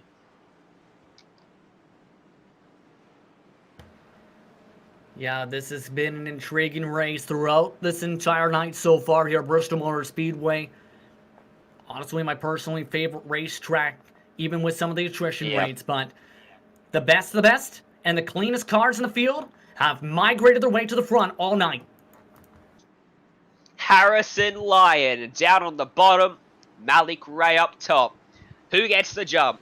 As we go back green, and a good restart for Malik Ray up top. He stays to the outside of Lyon through 1 and 2. Can he keep the nose there? Lyon's able to clear him down low as Doucette almost into the side of Matheson behind. That was the exact start Ray needed to have to keep it side by side. He just couldn't carry the momentum, but now he's back side by side and making the bottom side work as they continue to fight behind him. To the bottom of Lyon for the lead of the race. Can't quite get there at the moment. Still almost to the nose there. Now he has to slot back in line. And you really got to feel that he's got the pace, but he can't find a way by. Yarborough really slow out there on the track. He's gone way back to 21st in this one, losing a lot of time and positions out there as finally everyone seems to sort themselves out there on the racetrack. Yeah, in the case of Yarborough, he got stuck up against the safer barrier on the outside wall, but everybody else is starting to finally get into a rhythm at least a little bit here. The fight, I think, to watch again, though, is Ray versus Lyon to see if Ray can find any way to make a pass by that Roush Fenway racing machine up in front, because Lyon has put on an absolute clinic leading the majority of the laps tonight. Roush Fenway Racing versus Joe Gibbs Racing up front. Gonna have to wait though, because the caution's back on track, and that is Justin Levine carrying a minimal damage. Austin Yarborough as well potentially involved with that. He's down on pit lane. If he was, we'll get a look at the replay here, thanks to Adam Simulation. Yeah, and Jose Solis is the car who ends up helping him finish the job and getting loose after Levine had trouble off of turn number 2. You're going to see this right in a moment. He's loose the first time around. That forces him to the bottom. J-Bo watches as he goes right around, and then... Ooh, what is McKissick doing there? Straight into the back of... There's Solis Jr. there, and did not seem to check up at all. Will right on board with the number 7 Chevy Camaro riding through 1 and 2. He sees sideways in front and never checks up. Yeah, he never lifted. He ran to the back end of Jose at 119 miles an hour. He was picking up speed as they were wrecking in front of him. Very intriguing decision there, as now he's got no front end. But on the bright side, Yarborough has a chance to fix some damage and get some fresh tires after he got stuck in the wall at the start of the last run.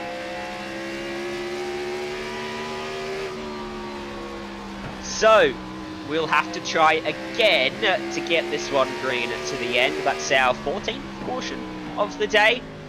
It's been very much a race of attrition. Surprising almost to see there's still 20-odd cars on the lead lap of this one. That was Yarborough coming down to pit road as they wrecked in front. But this is very much a powerhouse battle between Lyon and Ray up front. Roush Fenway driver Harrison Lyon in the Coca-Cola Series. Joe Gibbs Racing driver Malik Ray in the Coca-Cola Series alongside him. Then you've got Jake Matheson behind him third. You've got an ARCA Series driver in Honeycutt in fourth. It's a very talented top 4 we've got here. Now, remember, we talked to Honeycutt after the last race at Texas about the strengths of his team and organization and how it's always been one of his best tracks. He was one of the guys looking forward to Bristol Motor Speedway. And we've seen why with how good the Nexus cars have been. A lot of them have been cycling in and out throughout the top 5 all night long tonight, Ryan. Yeah, there's been some very interesting tales in this field so far. Guys like Lyon have set up front all race. Ray's come through the field multiple times. Honeycutt's had to fight. Tweaker is slowly picking up spots from 28th at the start. He's up into 6th place now. It's the highest he's been in this one.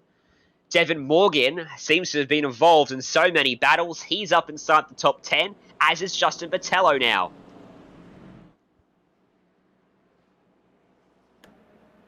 Yeah, Someone we haven't spoken about, is Pedro Mega. He's had a quiet race up from 34th to 15th. That's a great drive. Yeah, that's an amazing drive for Pedro from what I've seen performance-wise, but it's a matter of keeping the car clean. That's been one of the trouble spots for that driver to the 33 machine throughout some of these races. He's done his job so far, just needs to make sure he's not too aggressive here and keeps a good finish. Green flag back in the air. There it is. Ray tried to judge that start. Got it a bit wrong, so Lion will clear him down into 1 and 2. A better restart for him than it was last time. Honeycutt trying to hold 3rd on the outside of Matheson.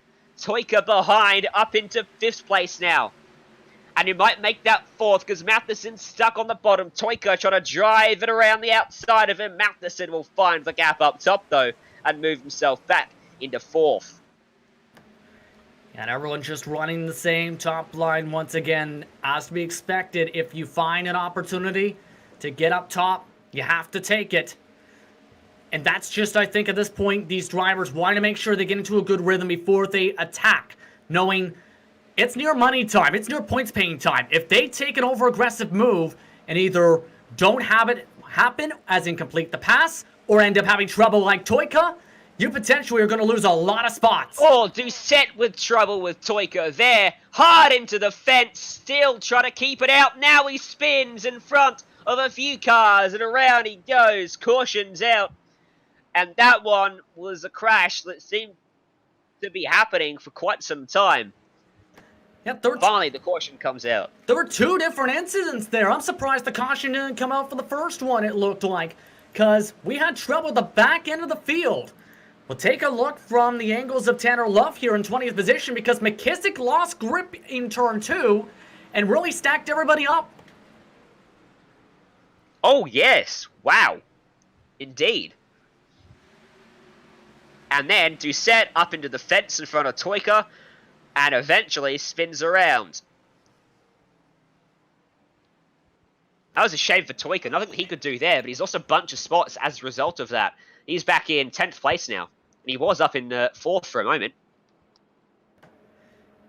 And it almost looked like a chain reaction situation there with the turns of Doucette there. Where Doucette, you seen him a little bit snap up the racetrack, Ryan? Right up to the fence, and that's where Toyka had no time to react. And now, for Doucette, one of the top drivers in the Road to Pro Championship standings coming into tonight. 4th in those ranks in the Gators Outdoor and RV Trucks. He's now in trouble in the NIS competition here. Of course, top 20 in Road to Pro book their spot into the Pro Series through the off-season. Top 20 in Pro go into the main game for next year. So, very much the road to $300,000 there. Who knows what the prize pool will be next year.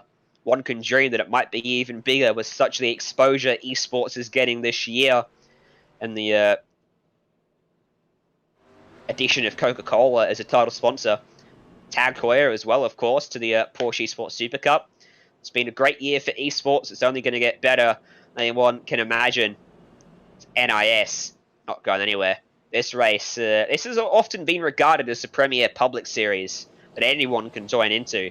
The top split often seems to be full of drivers that dabble in some world championships.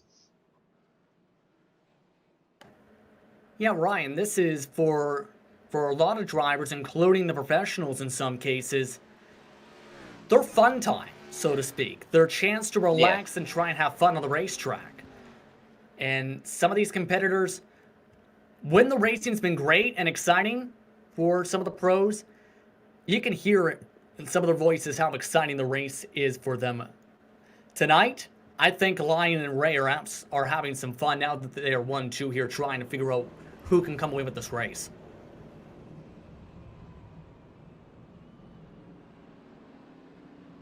They're formed up, but we're not going green on this lap. Really want this to go green to the end here, because I want to see this fight between Lion and Ray, because it could be an absolute grandstand finish here at the Coliseum. If those two get side by side, no one is going to lift between them. With just 15 to go as we go back green, you cannot afford to make a mistake. You can't afford to give someone that quarter of an inch to give them the spot or avoid a bit of contact. You've got to go for it. This is when you put all your cards out on the table and show your hand. Hope you've got the best hand in the field. As the pace car will dive down out of turn at number 4 in the hands of Harrison Lyon. Green flag back in the air. Can Mally Gray keep that car to the outside? Through 1 and 2, throws it into the corner. Honeycutt behind will slide up into 3rd. Lyon clears him out of 2. What has Ray got in response then? Yeah, the start was decent, but there's trouble behind him. They're wrecking. Seth Knoll goes around Chris James, Tanner Love, Jose Solis Jr., a whole bunch of cars involved in the latest caution. And they can't keep it straight in the late stages of this race. Motor Simulation will show us what happened here. Yeah, and there was a lot of calamity in that portion of the field. Love was just a bystander of what was happening in front of him. The real trouble was 7th on forward because Jabel was trying to avoid a car in the wall. Maines was trying to go side by side, not expecting no in the wall, and then everybody else just piled in. It looked like there were 3 wide there. Yeah, they were. That's what really caused that there, with Maines not knowing that that would be 3 wide there with what happened here. And there was another incident right before that where you seen Morgan at the bottom of the racetrack. He ended up running into one of the commitment cones at the bottom of the racetrack in his troubles. What happened to Morgan then through 1 and 2? And, what? Maybe he tried to come to pit lane and got it a bit wrong. I think he just lost the back end in that situation and just got loose there. It's lucky that he didn't smack into the barrels there. Yeah, that would have brought out the caution a bit earlier than it did. If he had got into those barrels, that car would have come to an abrupt halt. Going to be under 10 to go. We go back green here. Yeah, and I think Lyon's in a great spot here as long as he doesn't make any mistakes here or has too much tire spin. Now we're at a situation where I don't think you pit at all. You risk the old tires at this point. Whatever tires you have on the race car, whatever track position you have, you're staying on the circuit right now. 100%. And I've just seen someone has racked up too many incident points out there, which earns you a disqualification. Easy to do on a short track. Who was it that picked it up? Might have been Tanner Love. It was a spotter that was complaining about it, so makes it difficult to find out who it was, but Tanner Love's out of the race, so that's a shame for him. He will cop a retirement after being very unfortunate with the amount of incidents he's been involved in today. Yeah, indeed, Tanner Love parked his car. His spotter, Justin Brown, already off the pit box at this point at the top of the spotter stand round there on this racetrack. But there's still many spotters that are trying to help each other out here at this point, watching all of this happen. Yeah, there is, and they've been important tonight, Ryan, all night long. Not just for keeping an eye on where you are, but the ones who also have setup knowledge to help make adjustments for your race car with whatever they're struggling with, because that is one of the main keys. In some cases, Ryan, some of the spotters you see, I know for Legacy Esports they do this, that's the pairings that they like to try and build chemistry with for Road to Pro competition. You want to build that in all the teams, I think, to make sure you're on the same point, whether it's a cup car, a truck, any type of vehicle on the service. 100%. And these spotters, they're pretty damn good drivers, some of them. Jarrett Liebert is spotting for Will Norton. Liebert won earlier in the season. We've got, who else? I saw Vicente Salas is spotting for Garrett Maines. He's been in top split. Boyd Hogan's spotting people as well.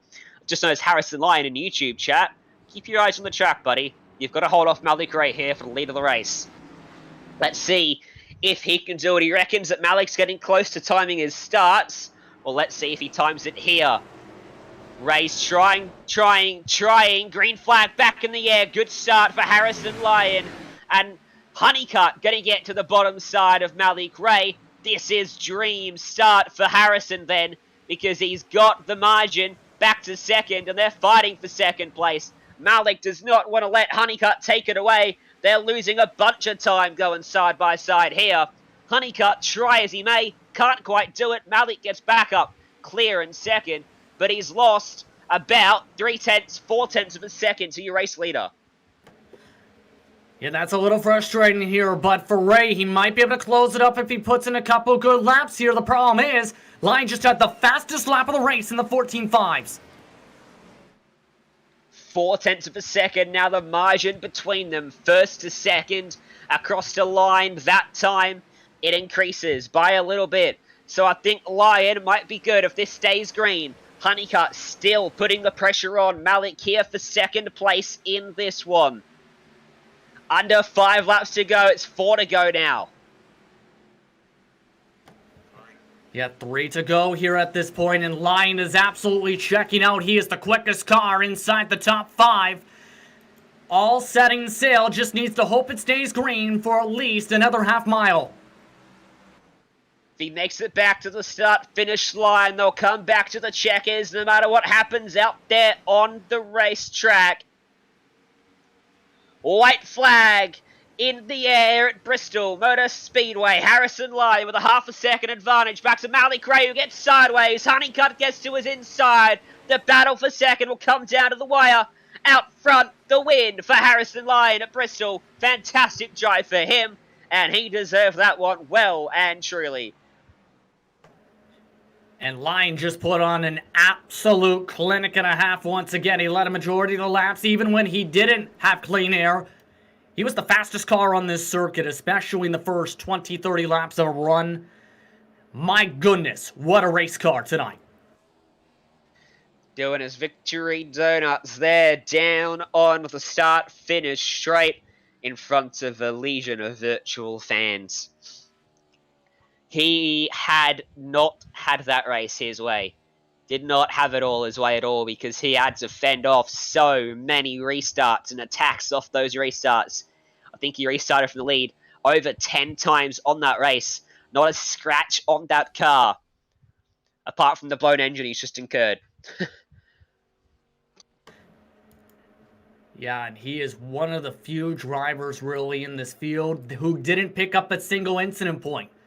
Only him in this entire grid had that mark in this race, unless you were a spotter. Just an absolute picture-perfect race for Lyon. Certainly was. Let's go through the full results then from Bristol. Margin of victory in the end, it was 0.8 of a second. Deciding factor might have been the third place man, Honeycutt, getting to the inside of Ray on that final restart. He came home third. Matheson was fourth ahead of Garrett Maines. Tweaker coming home a very respectable 6th place. Cookson and Botello 7th and 8th. Seth Knoll and Justin Levine rounded out that top 10. 11th position tonight went to Joshua Campbell, the dynamic auto sports machine, able to survive some of the bumps early on in this event. Pedro Migo with one of his best runs I've seen him in a while in 12th position tonight. Kept the car clean. He finished in front of Jared Mogart. Austin Yarborough recovered to 14th after losing a lap at one point. Josh won 15th, with Chris James in 16th. Ryan Doucette came home 17th. Wester Pistol in 18th. Rounding up the drivers, the lead lap was Michael Jeans. Devin Morgan finished 2 laps down in 20th.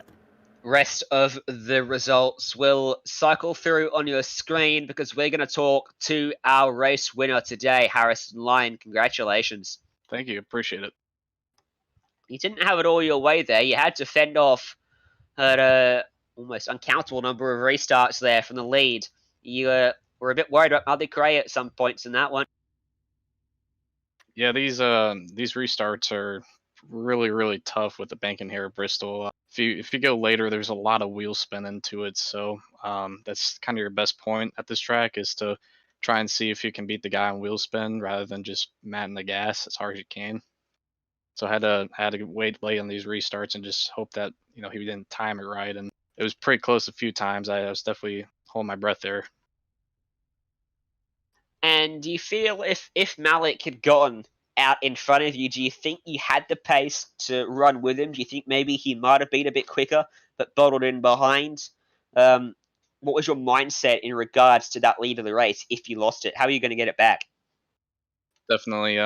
The Malik and me are on the same set each week, so we're the same speed everywhere. So if he was out front, I probably wouldn't have been able to get around him with how close we are on speed. We would have needed like a long run or something to try and see if I could get him on tires or something, or even like a pit stop or something. It's just so close each week. It was a fantastic battle between you, and well, you started on pole and you came back without a scratch on that car, which is almost impossible at a track like Bristol. So many incidents throughout the field as well. Up front, the racing looks to be very, very good and respectable, though. Yeah, definitely. It was clean racing up front. Everyone are pretty good friends with each other and teammates up front, so it's a lot of respect with everyone, and I think that's why the top 10 went pretty clean the whole night. It seemed like once you get farther back in the pack, there's definitely roughing some feathers up, but up front we all stay clean for each other. Certainly did a good job racing up there, putting on a show, and he got those green flag runs in. Next week's an off week for NIS, which is a shame. So we got a 2-week break here before we come back at Richmond, I believe we're going to next. Good track for you? Yeah, definitely. Richmond's a pretty good track. I've had some wins there, so I do look forward to it. I just enjoy mainly short tracks, and with the new low downforce package, it's been a lot of fun. So certainly has been a lot of fun to watch. Hopefully we get to talk to you after the next race at Richmond. And before we let you go, who are the sponsors and the people you want to give a shout? Yeah, definitely everyone at Dead Zone for making the set every week. These things are fast and a lot of fun to drive. So Houston and Dust, Gonzo too on Tuesday nights for spotting for me, of course. I never usually get the interviews on Tuesday nights, so I definitely want to thank him. My teammates for racing me clean, like Malik, and you guys for doing the broadcast. Of course, it's fun to do these and have it broadcasted on Friday nights. Man, it's fun to call them. You guys put on one heck of a show week in, week out. Hopefully you hang around for the rest of the season. Thanks for talking to us, and we'll see you next time. Thanks, guys. It was your race winner, Harrison Lyon, and Justin Prince standing by with Garrett, man. Yes, Garrett had some interesting moments today. At one point was up as high as one of the top positions in this race. Garrett, how would you describe your race tonight, Bristol? Literally up and down. Like we went from, I think we started 10th. We got our way up to the lead, led a few laps, and then car kind of fell off there. And I think that was like the main thing of the night. Like we had to carve the short run, but as soon as we got into long runs, like just there were two teams out there that just kind of blew our doors off in the long run. That was the biggest thing. Just I wasn't expecting to have that fall off, and there was really nothing I could do to defend it. Like we just got trained. It didn't matter where I went. Like if I went to the low side, I just sped up the process. But like once we kind of settled in, I think it was around 8th place, like stuff just started getting really hairy in front of me, and I got collected in one of the incidents, like coming off the corner, a guy hit the wall in front of me, and I had absolutely nowhere to go. Got very lucky to miss the inside wall, almost died there, but just honestly had a very lucky recovery there. Just everything was right in front of me, like unavoidable incidents that like I just squeaked by. It was crazy. Yeah, there was a lot of craziness at some points for you in this race tonight. You touched upon it a little bit with the racing. How did you feel the racing was overall here at Bristol tonight? It looked very difficult to pass in the first 20 laps of a run. I don't even think people are trying to pass. Like there was a pretty well understood like boundary of you're not gonna get to pass. I really miss like the old Bristol where I think it was 2018 where we were legitimately ripping the bottom. Like we ran the bottom. I want to say RTP was sort of like that last year, but it was much more drastic earlier in the year. It may have been spring. I really missed that. That was where you could really pass, multi-groove, go where you want. But right now, you just kind of have to ride around the top, wait for people to burn their stuff up. And if they don't do that, then you kind of sit and duck. Like if the person behind you wants to push, that sucks for you because now you got to defend them. If the guy in front of you wants to save, it makes it even worse because you can't get ahead of the guy that's trying to save, or he'll just turn the jets on and you'll get trained. But you're kind of stuck in that just weird box where nobody can really do anything. How about we talk about something positive? Richmond Raceway is coming up, and that's a part of your development team that you're a part of. Your thoughts on Richmond? Yeah, for sure. Looking forward to that. I got a little bit of work I got to do on it, but I feel pretty comfortable at that track. It's definitely one I'll have to learn with the new tire model. Just all the low speed tracks, it's so different. But it should be a lot of fun. Definitely going to be a lot more passing there than you saw this week. I think it came down to strategy and just missing wrecks and being right place, right time this week. And definitely looking forward to getting into a series where you can make much more moves. Anyone you want to thank for being a part of your top 5 performance tonight in that 2 machine? Well, I got to thank everybody over at Legacy Esports, Bobby Dale, Andy DeLay. We got to thank Butt Kicker.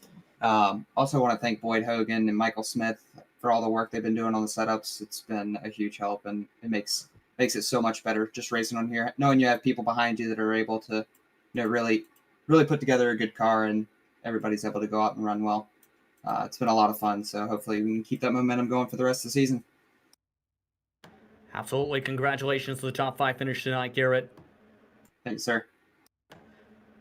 That was Garrett Maines coming home in 5th tonight, a +5 from the drop of the green flag. Back to you, Ryan. Oh, that was a very caution-filled race, but in the end, it was a pretty good battle towards the end for those leading front few spots. And typical short track racing today, wasn't it? A lot of contact, a lot of tempers flaring at times, but in the end, there was some pretty good action out there. Absolutely, there was some good racing there and some great performances. Yes, it was difficult to pass, but once everyone settled down on the long runs, I think we've seen really the differences in how the drivers and their teams built the race cars, and that is where the beauty of the sport and beauty of short track racing came in a little bit there here at Bristol Motor Speedway tonight. A heck of a performance. Once again, have to give a shout out to Lyon, though. 73 led laps tonight. Yeah, he drove a fantastic race out front. Can he replicate it next round at short track once again? We're going to Richmond in 2 weeks' time. It's an off week next week, but still plenty of action for Sim Speed TV. Make sure you like and subscribe to the iRacing Esports Network and to the Sim Speed YouTube channel as well. On Monday, the Monday night strength of field for the supercars, they've received an update that makes them feel like gold when you're driving them. Go and check that out. Plus, on Tuesday on Sim Speed, if you like watching pro drivers absolutely launch it up the inside of absolutely anyone and everyone, go check out Just Send It on the Just Send It Facebook page, because that is pros and sim drivers all in one race, having fun, sending it up the inside of absolutely every corner you can think of. Plus, plenty more to come. So make sure you stay tuned and subscribe for all of that. But for tonight, from myself, Ryan Jones, and from Justin Prince alongside of me, and Jay Kennedy behind the scenes as ever, thank you so much for tuning in, and we'll see you next time.